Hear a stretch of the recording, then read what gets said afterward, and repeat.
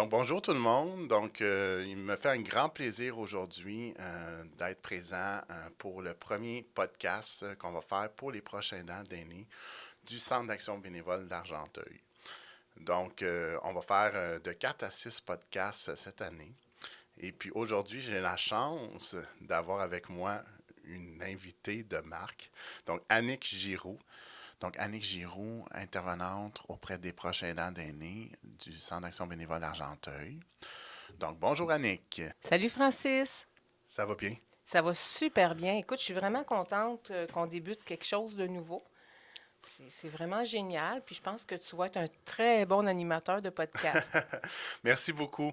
Donc, dans le fond, le but des podcasts, ça va être de donner la voix aux proches aidants de la région d'Argenteuil pour qu'ils puissent parler un petit peu de leur parcours et puis en même temps de permettre à des gens de se reconnaître dans la situation que vivent les proches aidants. Hey Francis, peux-tu te couper la parole? Oui, Tu parles de la MRC d'Argenteuil, des proches aidants dans notre MRC. Est-ce que tu peux me dire, c'est quoi les territoires desservis dans notre MRC? oui, oui, absolument. Donc, on a évidemment la Chute, on a Brownsburg, Chatham, Gore, Grenville, Grenville-sur-la-Rouge, Harrington, Mille-Îles, Saint-André et Wentworth. Francis, j'ai entendu dire que bientôt, peut-être qu'aux alentours du mois de mai, tu irais à la rencontre des gens de Mille-Îles et les environs, parce qu'on sait que dans ce coin-là, les gens, c'est plus difficile des fois de venir aux ateliers ici dans la chute ou, tu sais, vu que c'est en région un petit peu plus Oui, éloignée. Est-ce que c'est vrai que tu vas faire des rencontres individuelles, psychosociales, aller rencontrer nos proches aidants, autant français qu'anglais? absolument. Puis j'ai très hâte de tout ça. Donc, ça va être à partir du mois de mai. Donc, dans la région de Mille-Îles. On va vous donner plus de détails. Et puis, ça va vraiment être une chance pour toutes les personnes qui sont plus éloignées aussi d'avoir un service et puis en individuel. Donc, on a vraiment hâte de pouvoir donner ce service-là aux proches aidants. Donc, il faut dire aux gens de rester à l'affût. Absolument. Donc, Annick, peut-être aujourd'hui, on voudrait savoir un petit peu qu'est-ce qui s'en vient au Centre d'action bénévole. Avant toute Puis, chose, est-ce que tu veux que je te donne un petit peu la définition, c'est quoi un proche aidant? Un proche ben oui. aidant d'aîné, parce que nous, on s'occupe des proches aidants d'aînés, mais pas nécessairement juste des gens aînés. C'est sûr qu'on va prendre les proches aidants dont la personne, c'est une maladie dégénérative ou peu importe, là. Fait qu'on a quand même des proches aidants dont l'aider dans la cinquantaine et un petit peu plus, là. Parfait. Donc, si je vous donne toujours ma version, c'est quoi un proche aidant? Bien, c'est une personne qui apporte un soutien qui est significatif, continu ou occasionnel à titre non professionnel et sans rémunération. Tu sais, c'est des gens de cœur, hein, ils font ça avec Mhm. amour, là. Puis c'est une personne qui a, on parle toujours de l'aider, qui a une incapacité physique ou cognitive temporaire ou permanente. Ça peut être un membre de la famille, ça peut être un ami, ça peut être un proche. Puis ça ne veut pas dire que la personne reste nécessairement avec le proche aidant. Ça peut être une personne qui est à domicile, qui est dans un RPA, qui est dans un, peu importe, là, un CHSLD, mais qui a quand même besoin d'une personne pour faire certaines choses. Mhm. Combien qu'on a de proches aidants environ au Centre d'action bénévole? Tu veux-tu le chiffre Ben magique? oui. 225. Wow. Et, d'ailleurs, Annick, une chose à peut-être à noter, c'est que on fait maintenant des groupes d'hommes. Donc, on va chercher plus d'hommes pour nos activités. Donc, dans le fond, je fais une rencontre à chaque dernier mercredi du mois au Centre d'action bénévole. Et puis, c'est... Mais je trouve ça important d'avoir un groupe d'hommes parce que les hommes, souvent, ben souvent, oui, souvent, ils sont moins peut-être, pas qu'ils sont pas loquaces, mais ils vont moins parler de qu'est-ce qu'ils font vis-à-vis de la Mhm. prochaine danse. Des fois, c'est un petit peu plus difficile d'aller chercher les hommes, mais il y en a autant besoin, là. C'est pas Oui, toujours facile, c'est pas toujours évident. Fait que souvent, ils gardent tout à l'intérieur d'eux. Puis je pense que c'est une bonne chose d'avoir un groupe d'hommes. oui, absolument. Puis je l'ai déjà remarqué dans mes premières rencontres. Donc, si vous êtes intéressé à faire partie d'un groupe d'hommes, ben, contactez-moi au poste 233 450 562 7447. Ça va me faire plaisir de vous rencontrer et puis qu'on fasse, que vous fassiez partie du groupe. Donc, Annick, c'est quoi les différentes activités pour les prochains ans ici au Centre d'action bénévole? Bien, premièrement, on a des ateliers, des cafés-rencontres. C'est sûr qu'on s'est adapté avec la pandémie. On n'a jamais arrêté. On a des cafés-rencontres sur divers sujets, dont, comment je peux dire ça? On va chercher le pouls des gens. Fait que souvent, moi, je monte des ateliers à la demande de ce que les gens ont besoin. Fait que ça peut changer de sujet. J'essaie de faire des cédules aux 3 mois parce que ça prend quand même un peu de temps monter un atelier puis être sûr de donner vraiment les outils nécessaires aux prochains aidants. On a aussi, à part des cafés-rencontres qu'on anime un peu partout, à La Chute, il y en a à Brandsburg, Mille-Îles, il va y avoir le psychosocial à Mille-Îles. On essaye aussi d'aller un peu plus à l'extérieur. Peut-être qu'éventuellement, on va retourner à Grenville, ou Grenville-sur-la-Rouge. Qui sait, on verra. Il y a aussi des conférences.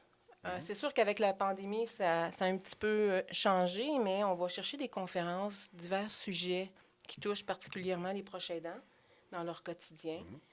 Il y a aussi des formations qui sont vraiment pertinentes pour les proches aidants, comme je vais vous donner un exemple, le RCR, qui est la réanimation cardio-respiratoire, le PDSB, qui est le principe de déplacement sécuritaire des bénéficiaires, justement pour ne pas blesser la personne qu'on aide et pour ne pas se blesser, parce qu'il y a quand même des techniques pour mobiliser une personne. Aussi des formations que moi-même je donne, parce que le PDSB et le RCR, on s'entend qu'on prend des professionnels style les ambulances Saint-Jean. Moi, je donne 2 formations qui est SOS épuisé et prendre soin de nos relations. Puis, comme je disais, on s'adapte, on va selon les besoins de la clientèle. C'est sûr qu'à chaque année, en novembre, c'est la semaine nationale des proches aidants. Donc, on fait une journée reconnaissance des proches aidants qui, j'espère, va avoir lieu cette année et non envoyer des liens de conférences via Internet. Fait que, en espérant que cette année, on va pouvoir se rencontrer. Oui, on s'est beaucoup adapté durant la dernière année. Et puis, pourquoi qu'il faut s'inscrire? Avant de s'inscrire, j'ai oublié de dire quelque Oui, chose qui est très important. Il ne faut pas oublier que, autre que les ateliers, les rencontres de groupe, on fait du psychosocial individuel. c'est Vous vrai, avez c'est besoin de vrai. jaser, vous avez besoin de venir nous rencontrer, vous prenez rendez-vous avec nous, soit moi, soit toi, ou chez même, non, On peut, coupe ça, ouais, même chez vous à ouais, la c'est ça. maison. C'est ça. On On- peut même se déplacer à domicile pour rencontrer les proches aidants. exactement. Donc, pourquoi s'inscrire, Annick?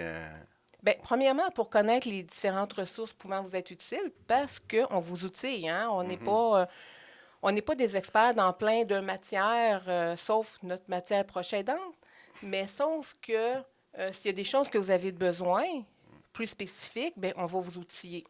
Aussi, mieux comprendre la maladie de la personne aidée, prévenir l'épuisement. Ça, c'est vraiment important. On veut aller chercher les gens au tout début, parce que les gens ils ont de la misère à se reconnaître comme proche aidant. Fait que si on est capable de rejoindre les gens au tout début, que ces gens-là sont outillés, bien, on évite l'épuisement, puis plein d'autres choses là, qui est difficile là, au quotidien pour le prochain aidant. Donc, ici, il y a une écoute sans jugement et confidentielle. On aide aussi à briser l'isolement, partager avec d'autres personnes vivant des situations similaires et valoriser le rôle du proche aidant. Toutes des bonnes raisons de s'inscrire. Puis, ça coûte absolument rien pour venir s'inscrire. Absolument. Fait que, ayez pas peur. Puis, comme je vous disais tantôt, un proche aidant, c'est pas juste votre conjoint, c'est pas juste votre parent, c'est peut-être un voisin, un ami qui a besoin d'aide. Puis ça ne veut pas dire que c'est à tous les jours parce qu'il y a différents niveaux de proche aidant. Ça peut être, je sais pas moi, un voisin que vous amenez régulièrement, soit faire ses commissions, à sa visite médicale, à la pharmacie. C'est pas une proche aidance qui est très lourde, mais sauf que c'est quand même un niveau de proche aidance, mais qui éventuellement peut s'alourdir. Oui, absolument, oui, ça peut le devenir. Donc, d'où l'importance, comme tu disais tantôt, au niveau de la prévention, d'être là dès le départ. J'aimerais ça savoir, Annick, c'est quoi ta source de motivation, toi, en tant qu'intervenante ici au Centre d'action bénévole? Je suis sûr que tu peux nous en dire beaucoup. Oh mon Dieu, oui. Bien, premièrement, Pour les gens qui me connaissent, vous savez que moi, je suis infirmière auxiliaire de profession. Et mon Dieu, depuis, je ne sais même plus combien de temps, là, plus que 20 ans, plus que 25 ans. Et ça va faire 10 ans, là. Je suis dans ma 10e année ici au CAB. Moi, je suis bien quand je suis avec les gens, quand je suis proche des gens et capable d'apporter un petit plus dans leur quotidien. Parce qu'en leur portant un petit plus, ils m'apportent à moi aussi. Le fait de les aider, moi, en même temps, ça me fait du bien, c'est gratifiant. C'est plus qu'une paye, là. Mhm. C'est un bien-être, là, d'être capable d'aider des gens. Donc, ça fait partie de ton ADN, dans le fond. Oui, je pense que oui. Comme l'ADN du proche aidant qu'on a fait à un moment donné, la fleur de service. Oui, Ça, on pourrait en parler éventuellement, peut-être dans un prochain podcast. absolument. Parler un petit peu, puis inviter peut-être des organismes qui sont dans la fleur de service, mais parler un Mhm. peu de ce qu'ils offrent comme service au niveau des proches aidants. Peut-être que ce serait quelque chose éventuellement à faire au courant de l'année ou peut-être l'année prochaine. Oui. Je voulais juste te dire, Francis, avant qu'on se quitte, de ne pas oublier qu'on a une page Facebook. Oui. Ce sont les proches aidants d'aînés du CAM d'Argenteuil. On met des affiches, des activités, puis on publie des choses. Quand on reçoit des choses de d'autres organismes, on va les publier. Aussi, je fais un gros envoi courriel. Fait que les Mhm. gens qui ont un courriel et qui veulent avoir de l'information, ils ont juste à communiquer avec moi pour que je les mette dans ma liste de courriels d'activités des proches aidants. Merci beaucoup, Annick. Merci à toi. Donc, merci beaucoup à Annick pour cette belle entrevue. J'en profite juste pour inviter les gens, les proches aidants d'aînés ici dans la région d'Argenteuil, qui voudraient partager leur vécu, partager leur situation, afin peut-être d'aider des gens pour leur permettre de se reconnaître peut-être un petit peu, de les outiller en même temps. Donc, des proches aidants qui seraient prêts à faire partie d'une entrevue avec moi. Donc, vous êtes invité à me contacter au 450-562-7447, le poste 233. Ça va me faire un grand plaisir de parler davantage du projet avec vous. Donc, on fait toujours une première pré-entrevue pour vous mettre à l'aise et puis on détermine les questions et par la suite, on va enregistrer à un second temps. Puis, comme vous voyez, ça va être juste le vocal, l'audio qui va être enregistré. On n'enregistrera pas le visuel. Donc, merci vraiment beaucoup d'avoir été présent aujourd'hui, d'avoir écouté ce premier podcast et à bientôt pour une prochaine fois. Merci.